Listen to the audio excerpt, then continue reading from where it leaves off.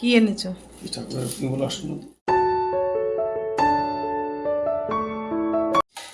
বিনোদের অসুন্দা বললো বলে ফেটে গেলে ফেলবে না, নিয়ে আসবে, চেঞ্জ করে দেবো। Binod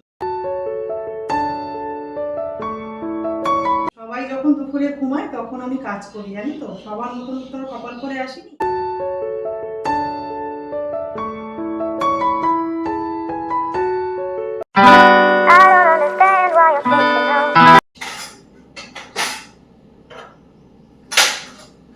hello everyone, good evening. তোমরা সবাই কেমন আছো? আশা করি খুব ভালো আছো, সুস্থ আছো। আমরাও ভালো আছি। দেবনাথ ফ্যামিলিতে তোমাদের আরেকটা স্বাগত। আজকে হচ্ছে বুধবার আর ঘড়ি কাটাতে বাজে এখন বিকাল 4টে। তো এখন থেকেই ব্লগটা শুরু করলাম তোমাদের সাথে নিয়ে, সঙ্গে নিয়ে। সবাই যখন দুপুরে ঘুমায় তখন আমি কাজ করি, জানি তো, সবার মতন তো কপাল করে আসিনি যে দুপুরে খেয়ে দিয়ে একদম ভাত ঘুম লম্বা দেবো 5টা পর্যন্ত, তারপরে উঠে একটু চা টা খাবো, তারপরে রিল্যাক্সে থাকবো। আর কিন্তু না, আমার সেটা হয় না। সবাই যখন ঘুমায় তখনই আমি কিন্তু যেই কাজগুলো বাকি থাকে সকাল থেকে করতে পারি না, সেইগুলোই দুপুরবেলা এখন বসে বসে সেই কাজগুলো আমাকে করতে হবে, জানো তো। কদিন ধরে ঠিকঠাক মতন ব্লগ দিতে পারছি না, তোমাদের সাথে কোনো রকম কিছু শেয়ারও করতে পারছি না। ছোটো ছোটো করে যেটুকু পারছি সেটুকু করার চেষ্টা করছি। আগের দিন তো একটু ইন্টারনেটের সমস্যা, কোনো কারেন্টই ছিল না, জানো তো। একটু আগে কারেন্ট আসলো, তারপরে আমি ছোট্ট একটা মিনি ব্লগ শেয়ার করেছি। আর সকালে জানো তো একটা মিনি ব্লগ শেয়ার করেছিলাম, সেটা তোমার ওই ফোনের নেট দিয়ে শেয়ার করেছি। যাই হোক, আমি স্যাম সবাই কিন্তু ঘরে ঘুমাচ্ছে। আমি ভাবলাম তাহলে এই কাজগুলো এখনই সেরে নিই। কালকে বৃহস্পতিবারে বুধবারে ঠাকুরঘরটা একটু পরিষ্কার করবো। তার সাথে দেখো তোমাদের দেখাচ্ছি ঠাকুরের জায়গাটা কতটা নোংরা হয়ে আছে। এখন যদি না করি না, সকালবেলা করতে পারি না, জানো তো। সকালে বাসি কাজ, তারপর স্নান টান করে তখন পুজো টুজো দেওয়া হয়ে যায়। ব্যাস, এই কাজগুলো আজ করি কাল করি বলে আর করাই হয় না। তারপরে বাবু 12:30 থেকে একটা জোর 1:30টাও পুরো বাজে না, সেই সময় ওকে পুরো লাঞ্চ বক্স রেডি করে আমাকে ওকে পাঠাতে হয়, জানো তো। ওই জন্য আমি একদম সময় করে পাচ্ছি না কদিন ধরে ব্লগ। আমি এই জন্যই দিতে পারছি না, সকাল থেকে এত তাড়াহুড়া করে কাজ, তারপরে রান্না বান্না, রান্নার জোগাড়, সমস্তটাই তো একা হাতে করতে হয় সকালবেলা থেকে। ওই জন্য আমি ঠিকঠাক মতন ব্লগ তোমাদের সাথে শেয়ার করতেও পারছি না।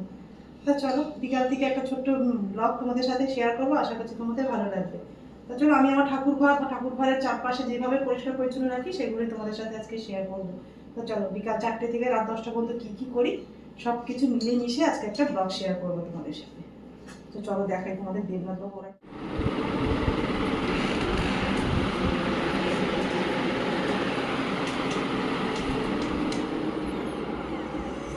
এই দেখো 4টে বাজে, দেবনাথবাবু ঘুমাচ্ছে, ওকে আর ডাকলাম না। আমার ঘুম নেই বলে সবার চোখে ঘুম কেড়ে নেওয়ার তো আমার কোনো অধিকার নেই। আর দেবনাথবাবু দুপুরে যদি পেটে ভাত পড়ে, ওকে ঘুমাতে দিতেই হবে। এদিকে দুনিয়ার যা পারে হোক গিয়ে এদিক থেকে ওদিক হয়ে যাক, কিচ্ছু ও মানবে না, ওকে ঘুমাতে দিতে হবে। তো ওর ঘুমটাকে আমি নষ্ট করতে পারি না, আর সে অধিকারও আমার নেই। আমার কাজ তো আমাকে করে যেতেই হবে। যখন আমি একটু সুযোগ পাই আর কি কাজকর্ম করার, সেগুলো আমাকে এখনই করে নিতে হবে। ঘুমাতে ঘুমাতে ওঠার সময় হবে, আমার কাজগুলো হয়ে যাবে, আর সন্ধ্যেবেলাও হবে না কাল।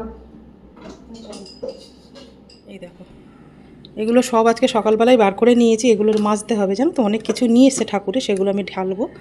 আর এই দেখো, সব সারা সপ্তাহ সব ব্যবহার করা হয়, তারপরে জায়গাটা এরকম হয়ে যায়। সকাল থেকে করতেই পারছিলাম না।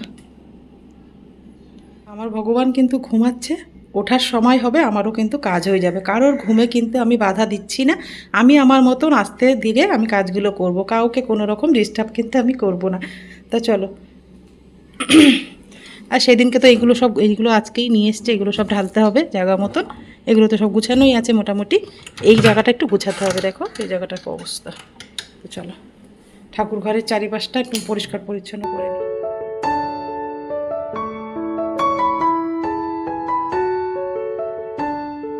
তুলসী মঞ্চটা দেখছো না, এই পাশে রয়েছে, ওখানে রাখা হবে না, জানো তো। ওই পাশটায় রাখবো, যেখানটা পরিষ্কার করছি সেই জায়গাটাই রাখবো। এইখানে রাখলে না একটু অসুবিধাই হচ্ছে আমাদের, জানো তো। বাড়িতে যখন কেউ আসে তখন ব্যাগে করে চাবিটা ওখান থেকে দিতেই আমাদের একটু সুবিধা হয়, কেন ওই পাশটা দিয়ে নিচটা খুব সুন্দরভাবে চাবিটা দেওয়া যায়, যে আসবে আর কি। ওই জন্য আমাদের একটু ছোঁয়াছানি লেগে যাচ্ছে। আর সবসময় তো পরিষ্কার জামা কাপড় পরা থাকে না, রান্না বান্না করি, কাজকর্ম করি, কেউ এসে বেল দিতেই থাকে, চাবিটা দিতে পারি না। ওই জন্য ঠাকুরের ছোঁয়াছানি যাতে না লাগে সেই ব্যবস্থাটা তো আমাকে করতে হবে, যেন কোনো অনিয়ম না হয়। নিয়ম নিষ্ঠা মেনেই যেন সব কিছু করা হয়। একটু অসুবিধা হয় ওই পাশটায় তুলসী মঞ্চটা রাখলে, কিন্তু কিছু করার নেই, দেখতেও ভালো লাগে, জানো তো, সামনের দিকে রাখলে। কিন্তু কি করবো বলো, মাকে যাতে একটু পরিষ্কার পরিচ্ছন্ন রাখা যায়, ছোঁয়াছানি না লাগে, সেইটাই তো আমাকে চেষ্টা করতে হবে। সেই জন্য ওই জায়গাটা দেখো ভালো করে পরিষ্কার করে নিলাম। আর এখন তো তুলসী মঞ্চ সরাতে পারবো না, কেন স্নান না করে তো কিছু হাত দিতে পারবো না। কালকে বৃহস্পতিবার, কালকে যদি করতে পারি ভালো, নাইলে যে কোনো একদিন সকালবেলা স্নান করে উঠে ওই কাজটা করব। আর বৃহস্পতিবারও তো সকালবেলা প্রচুর কাজ থাকে, ওই জন্য যতটা পারি বুধবার দিনকে করে রাখার চেষ্টা করি, জানো তো। আর তুলসী মঞ্চ নিয়ে যদি আমি সকালে বসে যাই, বৃহস্পতিবারে পুজো দিতে এমনিই দেরি হয়, আরও দেরি হয়ে যাবে। ওটা যে কোনো একদিন শুক্রবার হোক সকালবেলা আগে ওই কাজটাই করবো, তখন পুজোর ঝামেলাটা অতটা থাকে না। তখন ওই তুলসী মঞ্চটা ভালো করে ধুয়ে মুছে পরিষ্কার করে ওই পাশটা সাজিয়ে গুছিয়ে রাখবো। তা চলো, এখন আমি দেখো গ্রিলটা ভালো করে মুছে ঝেড়ে নিয়ে তারপরে এবার ভিজে ন্যাকড়া দিয়ে একটু ভালো করে মুছে নেবো। এখন শুকনো একটা কাপড় দিয়ে কিন্তু ভালো করে গ্রিলটা মুছে পরিষ্কার করে নিলাম। পাশেই রয়েছে নীলকণ্ঠ গাছ। এর আগে কিন্তু অনেক দিন আমি ফুল তুলে তুলে পুজো দিই, জানো তো।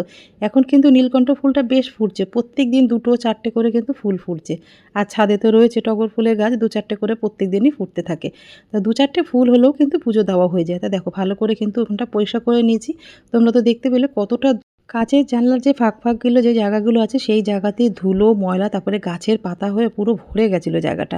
যতটা পেরেছি পরিষ্কার করেছি হাত দিয়ে, ব্রাশ দিয়ে করতে পারলে ভালো হতো, কিন্তু অত সময় আমার এখন নেই একদম। প্রচুর পিতলের বাসন আছে, সেগুলো কিন্তু আমাকে এখন মাজতে হবে। এই কাজগুলো তো আমরা আগের দিনই সমস্ত কিছু, বৃহস্পতিবারের কাজ আগের দিনই করে রাখি। তা দেখো ওই জানলাটার উপরে কিন্তু ভালো মতন পরিষ্কার হয়ে গেছে। এই যে ঠাকুরের সামনে যে সোফাটা রেখেছি, সোফাটা তো ঠাকুরের কাছে কিছু ব্যবহার করতে হবে, নাহলে ওই জায়গাটা মানে বেকার হয়ে যাবে ওই জায়গাটা নিয়ে আসা।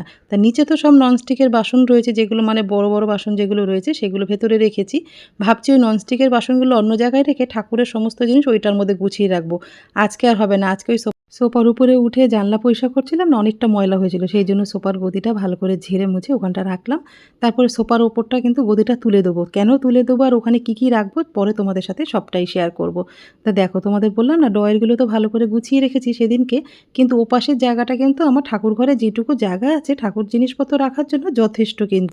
কিন্তু ওই জায়গায় দেখো আমি কিন্তু একটা ছোট্ট তাক আছে, জানো তো, প্লাস্টিকে রেখেছিলাম ওখানে, কিন্তু ওইটা রাখবো না। ওটা রাখলে না জায়গাটা অনেকটাই নষ্ট হয়ে যাচ্ছে। ওই যে দেখছি আমার হাতে পিঙ্ক কালারের, ওটা রাখবো না। ওটা রান্না দেখি পিঙ্ক কালারের একটা কোন কাজে ব্যবহার করা যায়। এখন তো ঠাকুর ঘরের কাজে লাগাবো না, কেন ওই জায়গাটা অনেকটাই কিন্তু নষ্ট হয়ে গেছে। সেই জন্য ওটা বার করে নিয়ে ভালো করে মুছে পরিষ্কার করে নিলাম। এবার কিন্তু একটু স্কচব্রাইট দিয়ে পরিষ্কার করতে হবে, জানো তো। তা দেখো জায়গাটা কতটা ময়লার, কত জিনিসপত্র কিন্তু আমি নিচে নামিয়ে নিয়েছি।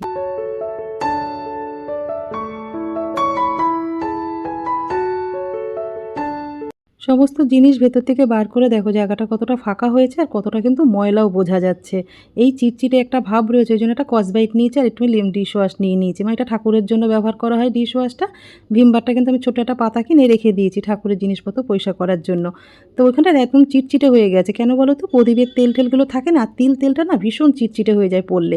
সেগুলো স্কচব্রাইট দিয়ে কিন্তু ভালো করে মুছে পরিষ্কার করলাম। তোমরা তো দেখলে কতটা পরিষ্কার হয়ে গেছে। এবার পিতলের যে বড় বড় পুষ্পপত্রগুলো আছে, থালা আছে পেতলের, সেগুলো কিন্তু আমি ওখান দিয়ে রাখবো। আর ঠাকুরের কিছু পিকচার মানে ছবিগুলো রয়েছে, সেটা ওই বাড়ি থাকতে, সেগুলো না ফেলতে আমার একদম মায়া লাগে, জানো তো। ফেলতেই পারি না, যখন ভাবি ওটা ফেলে দেবো কিন্তু তখন আর পারি না। ওই জন্য ফটোগুলো সমস্ত কিছু গুছিয়ে, আর এই বালতিটা দেখছো ওর মধ্যে কিন্তু নারকেলের ছোবা রয়েছে। আর ওই যে তোমাদের বললাম না ঠাকুরের জন্য একটা ডিশ ওয়াশ এনে ওখানে রেখে দিয়েছি, ঠাকুরের বাসন পরিষ্কার করার জন্য, ঠাকুরের জায়গা পরিষ্কার করার জন্য, গঙ্গার জল, প্রদীপের তেল, পিতলের ঘটি, পিতলের বাটি, পাথরের বাটি, সমস্ত কিছু কিন্তু ওখানে গুছিয়ে রেখে দিলাম। আর তোমাদের তখন বলেছিলাম যে এই সোফাটা ঠাকুরের কাজে ব্যবহার করতে হবে। তা কী কাজে ব্যবহার করবো বলো তো, চলো আগে কাজটা করে নিই, তারপরে তোমার এই দেখে নিয়ে তারপরে তোমরা বলো যে কাজে লাগানোর মতন ঠিক হয়েছে কি হয়নি। তা ভালো করে দেখো ভিজে ন্যাকড়া দিয়ে কিন্তু সোফার ওপরটা চারিদিকটা কিন্তু ভালো করে মুছে পরিষ্কার করে নেওয়ার পরে জানলার কাজটাও কিন্তু ভালো করে মুছে পরিষ্কার করে নিলাম। ঠাকুরের জিনিসপত্র রাখতে গেলে চারিদিকটা মুছে পরিষ্কার করে রাখতে হবে, তাই না। তা দেখো কতটা পরিষ্কার হয়ে গেছে, দেখো লাল সোফাটা দেখতেও কত ভালো লাগছে। ঠাকুরের জিনিসপত্র কিন্তু অনায়াসে এখানে রাখাও যায়, অনায়াসে ব্যবহারও করা যায়। তো চলো ধাপে ধাপে কাজগুলো করছি আর একটু করে মানে বসছি, জানো তো। আর পারছি না, এখন পুরো হাত ফাত আমার অবশ হয়ে গেছে। এমনিতেই হাতের তো একটু সমস্যা রয়েছে, একভাবে কাজগুলো তো করতে পারি না, কিন্তু করতে তো হবেই আমাকে। দিনরাতবাবু কিন্তু এখনও ঘুমিয়ে যাচ্ছে, জানো তো, এখনও ওঠেনি। তা চলো আমি কাজগুলো সেরে নিই, আমার কাজ তো আমাকে করতেই হবে। তা ঠাকুরের সমস্ত জায়গাগুলো মানে চারিপাশে পরিষ্কার পরিচ্ছন্ন করে সমস্ত জিনিস কিন্তু আমি অর্গানাইজ করে এইভাবেই গুছিয়ে রাখি ঠাকুরের জিনিস। আর বুধবার দিনকে হলেই কিন্তু আমি বৃহস্পতিবারের পুজোর সমস্ত কিন্তু জোগাড় আগের দিনই করে রাখি। তাহলে না আমার বৃহস্পতিবার একটু সুবিধা হয়, সকালে বাসন মেজে পুজো দেওয়ার মতন সময় আমার কাছে আর হবেও না, আর আমি ওইগুলো পারিও না করতে। আমার সব কিছু আগের দিন করে আমাদের অভ্যাস, সব কিছু পুজোর বাজার বলো, পুজোর বাসন বলো, সমস্ত কিছু। তা দেখো তোমাদেরকে এতক্ষণ বললাম যে সোফাটা কী কাজে ব্যবহার করা যায়, তো এই কাজে ব্যবহার করেছি। তোমাদের কেমন লাগছে অবশ্যই কিন্তু আমাকে কমেন্ট করে জানিও। পিতম্বরী পাউডার একসাথে আমাদের 2টো প্যাকেট করে এনে রাখে, জানো তো। আর যেখানে বাসন মাজি, বাসন মাজার জায়গায় একটা সাবানও রয়েছে, পিতম্বরী পাউডারও রয়েছে একটা ছোট্ট টিফিন বক্সে করে। আর বেশিটা পাউডারটা প্যাকেটেই ছিল। আমি এই কৌটোটা যে ধুয়েছি ঠাকুরের, প্লাস্টিকের কৌটোতে ঠাকুরের খাবার রাখবো না, ওই জন্যই কৌটোর মধ্যে পিতম্বরী পাউডারটা ভরে নিয়ে এবার দেখো এই জায়গাতে আমি সব কিছু গুছিয়ে রাখলাম, যেন ঠাকুরের জিনিস হাত দিলেই যেন সব কিছু আমি হাতের ধারেই পাই। ঠাকুর আসনের ভেতর তো পরিষ্কার হয়ে গেছে, এবার বাইরেটা কিন্তু হাত দিতে দিতে অনেকটা ময়লা হয়ে গেছে, সেগুলো একটু মুছে পরিষ্কার করে নিলে কিন্তু মোছামুছির কাজ কিন্তু অনেকটাই কমপ্লিট হয়ে যাবে। তারপরে দেখো ঠাকুরের যে পুজোর বাজার নিয়েছিল, ফল বাজারগুলো দুপুরবেলা, সেগুলো ভালো করে ধুয়ে ঝুড়িটা ধুয়ে কিন্তু এক এক করে ফলগুলো আমি গুছিয়ে রাখবো। তো চলো ঠাকুরের জায়গাগুলো গুছিয়ে নিই, তারপরে এবার ফুল টুল আনবে, তখন কিন্তু আরও গুছানো বাকি রয়েছে। এবার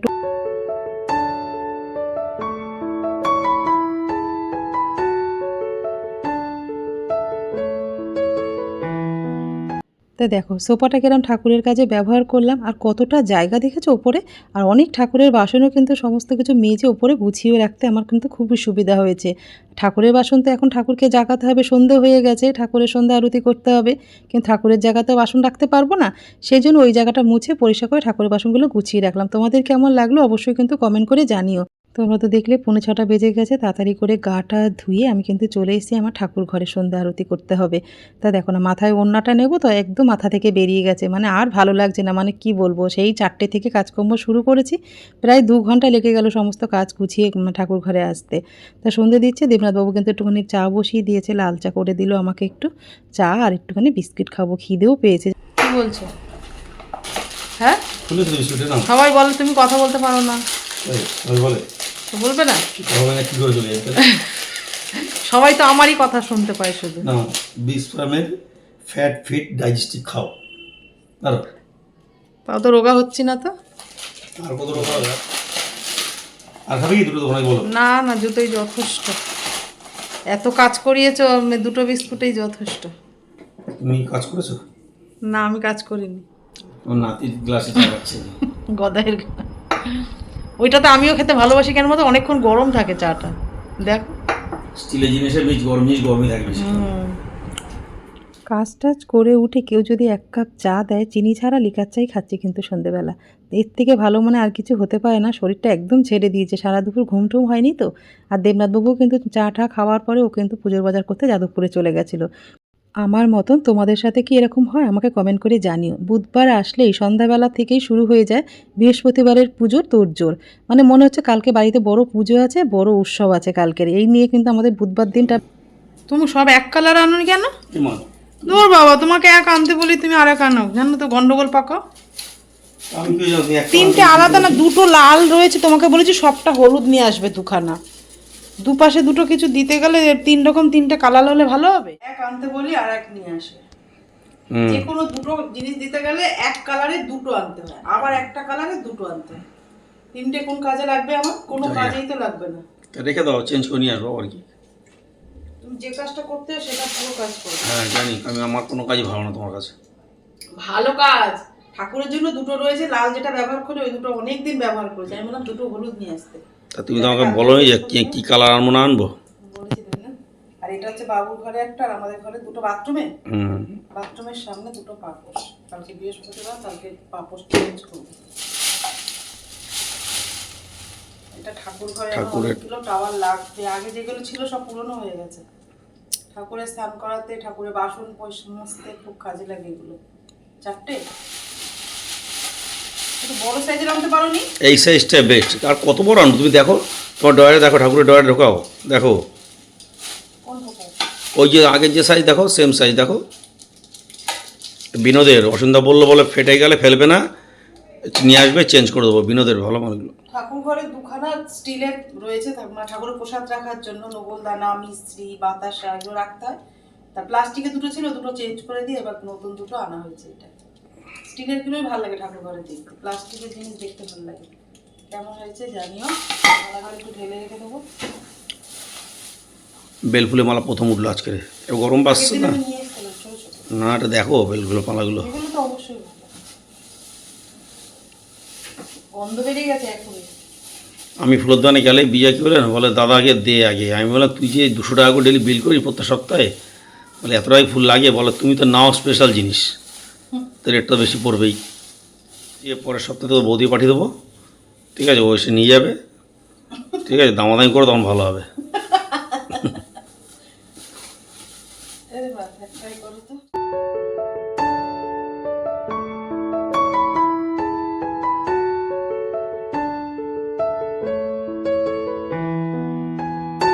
তো চলো, পুজোর সমস্ত কিছু কিন্তু গুছিয়ে রেখে দিয়ে চলে এসেছি। দেবনাথবাবু কিন্তু আসার সময় একটু নিরামিষ কিন্তু ডাল পকোড়াও নিয়ে এসছে। আলুর পকোড়া, ডাল পকোড়া সমস্ত কিছু একটু মাইক্রো ওভেনে দিয়ে নিলাম। ঠান্ডা হয়ে গেছে জানো তো, একটু গরম করে নিয়ে দুজনে এখন একটু বসে খাবো। রান্নাবান্না তো রাতে সেরকম ঝামেলা না। তোমাদের আগের মিনি ব্লগে বলেছিলাম যে বাবু কিন্তু আলু খাওয়া ছেড়ে দিয়েছে, ওর সাথে কিন্তু আমরাও আলু খাই না জানো তো। মানে ভালোই হয়েছে, যা হয় ভালোর জন্যই হয়। নাইলে আমাদের ঘরে আলু তো প্রত্যেক দিনই ব্যবহার করা হয়, কিন্তু এখন কদিন ধরে আমরা আলুই খাচ্ছি না। আর রাতেবেলা ভাত রুটি কিছুই কিন্তু কেউ খাওয়া হচ্ছে না। বাবু ওটস খায় বলে আমি আর দেবনাথবাবুও কিন্তু রাতেবেলা করে ওটস খাওয়া শুরু করে দিই। রাত্রেবেলা বিশেষ করে যদি ভাত রুটিটা যদি ছেড়ে দেওয়া যায় না, শরীরের পক্ষে কিন্তু ভীষণই ভালো। তা দেখো, আমরা কিন্তু ভাত রুটি সবাই ছেড়ে দিয়েছি, রাতে আর খাওয়া হয় না কারোরই। তা সন্ধেবেলা দুজনে কিন্তু একটু পকোড়া নিয়ে বসেছি, দুজনে একটু গল্পও করছে আর একটু পকোড়া খাওয়াও চলছে। আমি আমার ঠাকুর ঘরের সাথে সাথে ঠাকুর ঘরের চারিপাশটা যেভাবে পরিষ্কার করে সমস্ত জিনিস গুছিয়ে অর্গানাইজ করে রাখলাম, সেগুলোই তোমাদের সাথে শেয়ার করলাম। তোমাদের কেমন লাগলো আজকের ব্লগটা অবশ্যই কমেন্ট করে জানিও। ভালো লেগে থাকলে লাইক কমেন্ট শেয়ার করো। আমার চ্যানেল নতুন হলে অবশ্যই কিন্তু সাবস্ক্রাইব করো।